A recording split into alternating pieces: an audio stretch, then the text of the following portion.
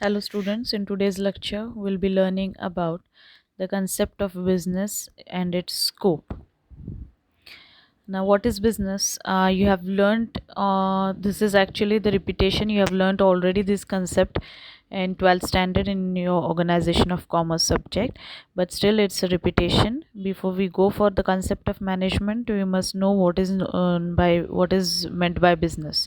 So human beings are continuously engaged in one or the other activity, and as you know, as you have learned in economics, that human wants are unlimited and means to satisfy them are limited, isn't it? So business is an economic activity which is related to continuous and regular production and distribution of goods and services to satisfy human wants. So in short, we can say business is an activity where it tries to produce and distributes those goods and services which are required for satisfaction of human wants.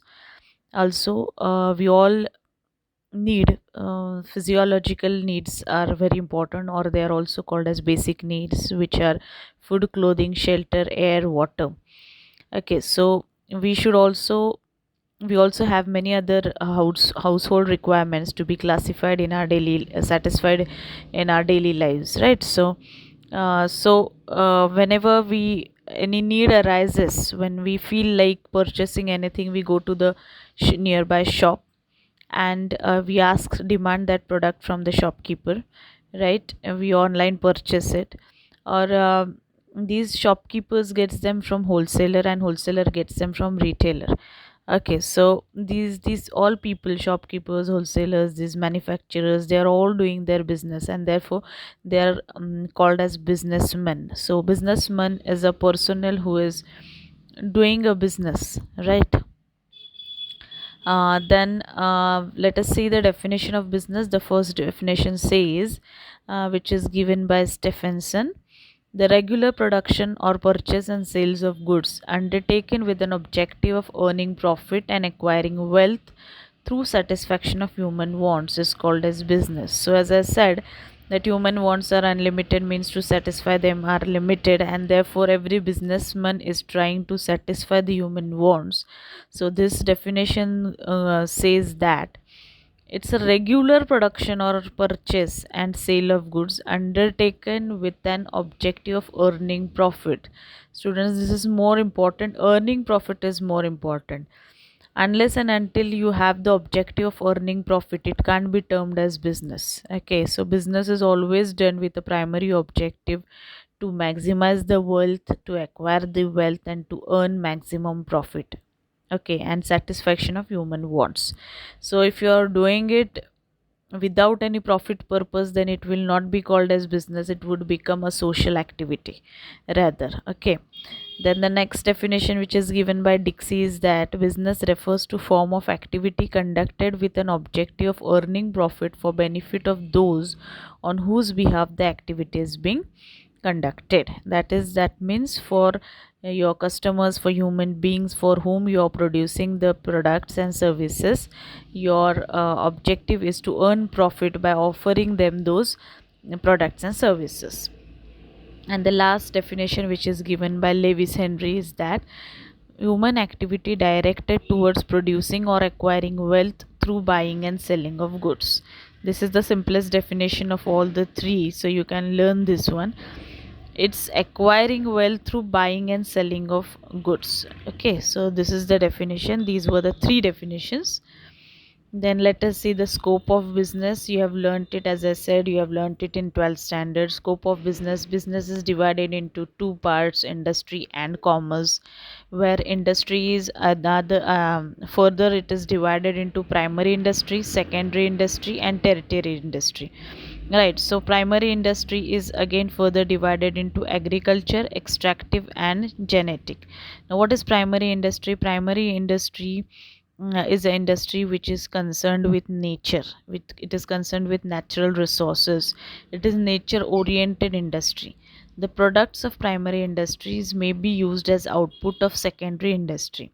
Okay, now for example, first one is a primary industry is divided into three parts: agriculture industry. So agriculture includes farming, cultivation of land, and the quality of product depends upon the fertility of land, climatic conditions, rainfall. Okay, that means agriculture sector depends upon the natural resources. That means the fertility of land. If your land is too very much fertile, then you'll get come up with good agricultural produce, right? If climatic conditions are good, conducive for that particular crop to grow, it will be more qualitative and the production would increase.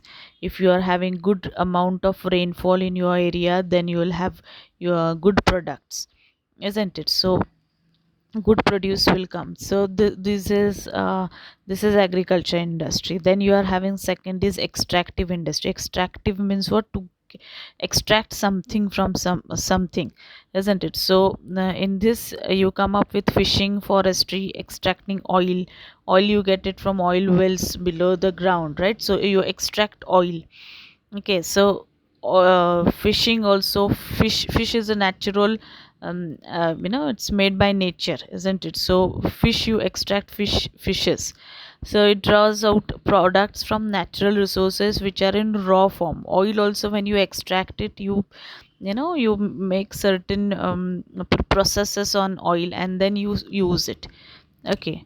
Then genetic means animal husbandry, sericulture, pashupalan, which is called as, right? So these are engaged in reproduction and multiplication of plants and animals. Poultry, it comes under genetic industry. So all these are primary industries which are concerned with nature or which are related with nature, we can call. Okay, then we'll see the secondary industry. These are the industries which depend upon primary industry and they convert the raw material provided by primary industry into finished product. So for example, tomatoes are used, provided by primary industry to make production of sauce or ketchup. Okay, so that is secondary industry. So in that you are again having manufacturing and construction as two parts. In manufacturing, these are industries which are engaged in transforming conversion of raw material into finished product with the help of machines and human being or labor, you can call, or manpower. Then it comes to construction. These industries are engaged in construction of buildings, dams, roads, and they create landed property, immovable property. That is construction industry. Okay, then you are having third type of industries, tertiary industry, where again these are the industries which provide support services to both primary and secondary industries. Service facilities are provided by these industries and it includes transport, banking, which comes under traditional category, while in case of modern times, we are having hotel industry, tourism industry, entertainment industry also, they are included in this tertiary industries. Okay, then mm first one is in tertiary. First one is transport. Now goods are produced are at one place but they are consumed and demanded over a wide area, right? So goods are to be they have to be transported from one place to another place through various means of transport wherever they are demanded. So modes of transport facilitate the movement of men and materials from one place to another. So because of transport, it is possible for businessmen to shift its products, men and materials from one place to another. Then we are having banks or banking. Bank supply you with money and services like checks, drafts, online transaction to businessmen. And then also we require money to start business, to run it smoothly. Adequate funds can be obtained from bank. Okay, so it provides many services and helps the traders to carry out their business activities very smoothly. Then in treasury again you are having warehousing. Now what is warehousing? Warehousing, there's a gap between production and consumption. Certain goods which are produced throughout the year but they are consumed only in a particular season or particular part of the year, or vice versa. So for in this age of mass production, storage is inevitable. The goods should be stored carefully from time they are produced till the time they are sold, and special arrangements must be made to prevent the loss. So warehouses are also called as godowns, and price is maintained at reasonable level, and there is a continuous supply of goods and services only because of warehouses where the goods are stored properly till its selling or its consumption, you can call. Next is your insurance. Now there are various risks involved in the business. The goods may be destroyed in the production process, in the transit due to accident, storage due to fire, theft. So businessmen would like to cover these risks under insurance companies to so that these companies would come to rescue him from such kind of huge losses, and they undertake to compensate the loss suffered due to such risk. Okay, so insurer businessman has to insure his goods and pay premium regularly. Risk cannot be avoided completely, but at least they can be minimized by taking the insurance policy, so that a need is satisfied by these insurance companies. Then you're having advertisement. Advertising is a effective tool in selling the goods. The producer communicates all the information about goods and services to create a strong desire in the consumer to buy the products, right? So with the help of advertisement, the producer is trying to attract the customer by showing him about what are the characteristics of his features and how his product or service is different from that of his competitors. So advertisement can be carried in different ways. It can be indoor, outdoor. Communicating with people when they are in their homes is called as indoor advertisement, like newspaper, radio, TV, etc. And communicating with people when they go out of their homes is called as outdoor advertisement. So when you go out of your house, you see posters, hoardings at prominent places, busy area, generally neon sign boards. So what are these are all outdoor type of advertisement methods. Okay, then next is your mercantile agents. These are the customers are scattered over wide area, and therefore it is not possible for all the sellers to contact the customers personally, and this difficulty is solved by mercantile agents. So these are the people who are the middlemen between the buyer and the seller. So they bridge the gap between buyer and seller. Brokers, estate agent, commission agent, you can call. These are the some examples of mercantile agents.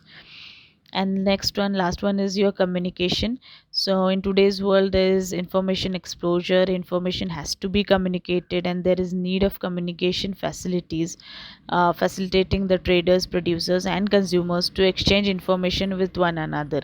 So the means of communication like cell phones, postal services, email are made available through this communication. Okay, now we'll see how commerce is divided. Commerce is divided into trade and auxiliaries to trade. Again, trade is divided into home trade and foreign trade, where home trade is again divided into wholesale trade and retail trade, and foreign trade is divided into import, export, and entreport.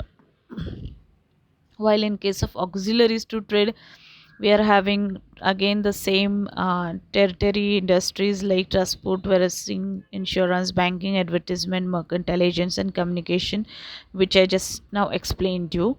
Now moving towards the scope of management. In short, I would like to give some explanation about trade. So what is trade? Trade means buying and selling of goods. It is an exchange of goods and services with money or money's worth, and goods are made available to consumers in different markets. So it facilitates transfer of ownership and possession of goods and services from seller to buyer. So as I said, trade is also divided into home trade and foreign trade.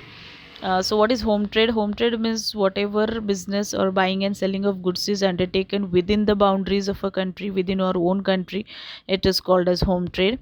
Again, wholesale trade means goods are purchased and sold in bulk quantities. That means in large quantities, whenever goods are purchased and sold, it is called as wholesale trade. Whereas opposite to that, retail trade is the activity where sale of goods to goods are directly sold to final consumer. Retailer is the person who purchases from the wholesaler and sells them in small quantities to final consumer. So retailer is the link between the wholesaler or and the consumer, you can say. Then coming towards foreign trade, import, export, and entry port. Import trade means when goods and services are purchased from another country, it is called as import trade. Export trade means when you sell your goods and services to foreign buyers, it is export. And entry port means it is a combination of import and export. It means it involves importing goods from one country and reselling them to another country. For example, we are purchasing from US and we are selling it to Japan. This is called as entry port trade. Okay, now moving towards the scope of business, we have already explained. Now let us start with scope of management. So management is having a scope of where it is divided into production management, financial management, marketing management, and personnel management. So one by one, let us see what are these concepts all about. So what is production management? This is management relating to production. So what all activities are undertaken in production department, these are done in production management. It includes planning, organizing, directing, controlling the production function to produce right goods in right quantity at right time and at right cost. Okay, so whatever things you are required to undertake in production department, they are done, which includes designing the product. That means how your product will look like. So that designing is done on the on the computer. Nowadays it is because of automation, it has become possible to make a design of your product on the computer itself. So you can design it considering its what shape would be your product would be having, what should be the size of length, breadth, everything you decide in the designing the product. Then you also search for a location and a layout of plant on building. Then you plan and control the factory operations, how your factory is going to operate, how from where you're going to purchase the raw material, how you're going to store that raw material, what about the repairs and the maintenance of your plant and machinery, so that they don't come to a standstill. Their maintenance is very important for your production process to run very smoothly. Then your inventory cost and quality control, how you're going to put a check on the quality of your finished product. So quality control department plays important role. And research and development, so these are the activities which come under production management, where in research and development continuously your team is engaged in uh, finding out or some coming up with some innovative ideas, innovative products, because people are fond of new things, right? So you should always keep on thinking about what new, what innovative we can give to our customers. For that reason, research and development plays very important role. So this is the first part of production management. Then we come towards financial management. What is financial management? Managing your finance, that means you have to see to it that right amount of funds have been acquired and they are properly utilized for the purpose for which they have been acquired. ज्याच्यासाठी तुम्ही पैसे घेतलेले आहेत त्याच कारणासाठी use केलेले आहेत, कारण त्याचा प्रॉपर ऑप्टिमम युटिलायझेशन झाला आहे का नाही, without any kind of wastage. That is financial management. आता what kind of activities are involved in financial management? It includes estimating the volume of funds for both long term and short term needs of business. आपल्या बिझनेससाठी, long टर्मसाठी, भविष्यासाठी आणि short term नीड्ससाठी किती पैसा लागणार आहे हे find out करणे. Second, हा पैसा तुम्ही कुठून उभा करणार आहात, whether you are going to borrow it from financial institutions, whether you are going to issue shares, debentures, how you are going to raise that much amount of fund. Okay, then next step is raising the require funds at right time. कधी तुम्हाला हे पैसे उभे करायचे आहेत आणि ते कसे ॲलोकेट करणार आहात तुम्ही. And then next comes is proper utilization and allocation of raised funds so as to maintain safety and liquidity of funds and credit worthiness and profitability of business. So मिळालेल्या पैशाचं प्रॉपर युटिलायझेशन आणि allocation करणं. आणि this financial management involves planning, organising, controlling of financial resources, everything related to finance. Next is your marketing management. Marketing management refers to identifying the customer's needs and supplying them the goods and services which will satisfy them. So what does it include? It includes marketing research. Now why marketing research is undertaken? Because to find out that what are the needs and expectations of consumers from your product or from your company. Okay, for that reason, marketing research has to be undertaken, which becomes a part of marketing management. Then, planning and developing suitable products. Once your marketing research is over, you get an idea that what are the requirements of market customers, and accordingly, you can plan and develop those products which will satisfy the customer. Then you can set the price for your product. Definitely, when you are setting the price, you have to see to it what is the price of your competitors, and accordingly, if you want to beat your competitors, your price has to be a reasonable one.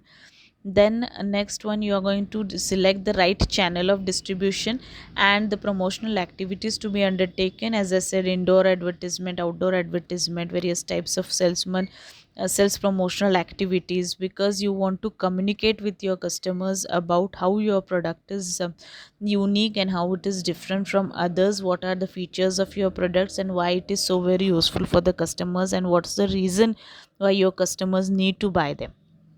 Okay, so all this comes under marketing management. Then last part over here is personnel management. So personnel means your human resource. That means all those people who are working in your organization, they're collectively termed as personnel in managerial language. Okay, so it involves planning, organizing, controlling the procurement. Procurement means your recruitment, development, compensation and maintenance and integration of human resource of an organization. And what does it include? Manpower planning. Manpower planning means तुमच्याकडे किती मानवी संसाधन means human resource, तुमच्याकडे किती लोकांची गरज आहे आणि किती लोक उद्या भविष्यामध्ये लागणार आहेत, त्याचा अंदाज व्यक्त करणे is called as manpower planning. Okay, recruitment म्हणजे काय, तर भरती करणे. तुमची रिक्रुटमेंटची प्रोसेस कशी असणार आहे, तुम्ही सिलेक्ट कसा करणार आहे कॅन्डिडेट, ट्रेनिंग तुमचं, तुम्ही सिलेक्ट झाल्यानंतर ट्रेनिंग देणार आहात का, कशा टाईपचं ट्रेनिंग तुम्ही त्यांना देणार आहात. अप्रेझल, त्याच्यानंतर प्रमोशन ट्रान्सफरच्या तुमच्या पॉलिसीज काय असणार आहे. कॉम्पन्सेशन, तुम्ही त्यांना सॅलरी, वेजेस, बोनस असेल, इन्क्रीमेंट असेल, एम्प्लॉय वेलफेअर सर्व्हिसेस असतील, हे तुम्ही गोष्टी सगळ्या कशा करणार आहात. हा सगळ्या गोष्टी ह्या पर्सोनेलच्या अंडर येतात किंवा ह्युमन रिसोर्सच्या अंडर येतात. So that all things are decided in this personnel management. Okay, now we are going to see what are the functions of management. So as you know, planning, organizing, directing, staffing and controlling are the functions of management. One by one, let us see. What is planning? It is foremost function of planning. This is the very first function, and it decides what is to be done in future. Now here future means the next moment is also future, next minute is also future, next day is also future. Okay, so what does Knut says about the definition? Planning is deciding in advance what is to be done, what to do, when to do and how to do. It bridges the gap between where we are and where we want to go. आपण कुठे आहोत आणि आपल्याला कुठं जायचं आहे, आणि आपल्याला काय करायचं आहे, कधी करायचं आहे, केव्हा करायचं आहे आणि कसं करायचं, या सगळ्याचे क्वेश्चन्स ज्यातून आपल्याला आन्सर्स ज्याच्यातून मिळतात त्याला आपण प्लॅनिंग म्हणतो. Okay, so why planning is necessary? Because to ensure proper utilization of human and non-human resources, and it is an intellectual activity. Planning ही बौद्धिक ॲक्टिव्हिटी आहे. ओके, सो प्लॅनिंग केल्यामुळं काय होते की तुम्हाला तुमच्याकडं असणारा human resource, plant and machinery, money, या सगळ्याचा प्रॉपर युटिलायझेशन, मॅक्झिमम युटिलायझेशन ज्याला आपण म्हणतो, without any wastage is possible only because of planning. Then is your organizing. Organizing मध्ये when two or more people having same objective, when they come together, that is called as organizing. So bringing together physical, financial and human resources and developing productive relationship among them for achievement of organizational goals. Okay, so ह्याच्यामध्ये काय येतं? Identifying the activities, delegation of authority, लोकांना प्रत्येकाला responsibility, authority वाटून देणे, assignment of duties आणि त्यांच्यामध्ये coordination निर्माण करणं. That is the process of organizing. Then is directing. It is a part of managerial function, ज्याच्यामध्ये organizational methods to work efficiently for achievement of organizational purpose. आपल्या ऑर्गनायझेशनमध्ये असलेलं ऑब्जेक्टिव्ह हे कशा प्रकारे आपण आपल्या ऑब्जेक्टिव्हपर्यंत पोचू हे सांगण्याचं काम डायरेक्टिंग करतं, आपल्याला योग्य मार्ग दाखवण्याचं काम. त्यानंतर सुपरविजन म्हणजे काय, तर तुमचे जे बॉस असतात ते तुमच्या कामावर जेव्हा मॉनिटर करतात तुमचा परफॉर्मन्स, त्याला सुपरवायझिंग म्हणतात, राईट. मोटिवेशन मीन्स वॉट, एखाद्याला अभिप्रेरित करणे, एखाद्याला प्रेरित करणे, एखाद्याला चांगलं काम करण्यासाठी मोटिवेट करणे, इन्स्पायर करणे, एन्करेज करणे, that is motivating. Okay. Leadership, what is leadership? It is a manager guides and influences the work of subordinates in desired direction. कुठल्या मार्गाने कसं जायचं आणि कशा आपल्या अडचणींवर मात करत जायचं हे सांगणारं म्हणजे लिडरशिप आहे. And last is your communication. It is the process of passing information, experience, opinion from one person to another, and it is a bridge of understanding. Next is your staffing. Staffing means manning the organization structure and keep it manned. तुमच्याकडे योग्य व्यक्ती आहेत का, त्यांचे भरती करून घेणे, त्यांचं ट्रेनिंग, त्यांची डेव्हलपमेंट, त्यांचं प्रमोशन, त्यांचं ट्रान्सफर, सगळ्या गोष्टी तुम्ही ज्या करता त्या स्टाफिंगमध्ये करता. And last is your controlling. कंट्रोलिंगमध्ये तुम्ही काय करता, तर तुम्ही एक स्टँडर्ड ठरवलेलं असतं आणि तुम्ही जेव्हा ॲक्च्युअल काम करता तेव्हा तुमचं ॲक्च्युअल काम हे त्या स्टँडर्ड कामावर कंपेअर केलं जातं. तुम्हाला जर काही दोष आढळत असतील तर ते काढले जातात आणि it is seen that you achieve your objective. That is called as controlling. So controlling comes in 4 steps. The first one is, as I said, establishment of standard performance. Second is measurement of actual performance. Third is comparing actual with standard. And fourth is corrective action. Okay, now let us see characteristics of professional management. Now here we have already proved that management is both art and science, but now we have to prove that yes, of course, it is also a profession. Now why it is profession? Because as like other profession, it is also a body of knowledge, right? Management has a developed specialized management theory and philosophy. Management is based on certain functions and principles, right? So it is not a vague subject. During last 5 to 6 decades there has been a constant and steady growth of management techniques, principles and skills, and today there is large literature about theory of management and organization. Also, it has come up as a new discipline, new subject, which is being taught in various universities, institutions, and degree programs, undergraduate and postgraduate programs are also offered in management, and therefore we can call it is a systematic body of knowledge. That is what, with the help of first point, we proved that management is a profession. Then second is acquisition of knowledge. Before, as like doctors, advocates or lawyers, these are professional people, so they acquire sufficient knowledge before they start their profession. In the same way, a manager or manager also has to, or people from management also have to acquire knowledge about management. And therefore we can find that in various universities and educational institutions, vigorous program on formal education for management are in existence, not only in India but all over the world. So of course, with the help of this we prove that acquisition of knowledge, which is a point which is applied for other profession, it is definitely applied for management also. The next is a professional association. The as like doctors and lawyers, they do have their professional associations. But in management also there are number of management associations to promote the spread of knowledge, and it has resulted in growth of professional management consultants. So for example, to name a few, in India there is All India Management Association, Chamber of Commerce with its local chapters, right? So we find such associations where people come together. They have their professional ethics. The next point over is this code of ethics and social responsibilities, right? For every kind of profession, it may be chartered accountant, doctors, lawyers, they are having certain ethical standards are provided by their associations, and every individual or profession is expected to maintain with these standards. Okay, so Business management is also a social institution, and it also has some social responsibilities regarding employees, government, customers, and public as a whole. So it does play a very important role. It shoulders CSR, corporate social responsibility. Okay, so with this we can prove that it also has code of ethics where we can find what is good and what is bad. Yeah, good treatment must be given to your employees. You should never go for black marketing, other illegal immoral things in business. That is also an ethic. So these ethics are present in management also. And last is your service motive. Service motive should prevail over the profit motive. So the success of any profession depends upon, not in terms of money, but how much amount of social service that profession is being doing or it provides. And therefore business has to serve for great groups of people, for public, for community as a whole. Okay, for customers, its employees.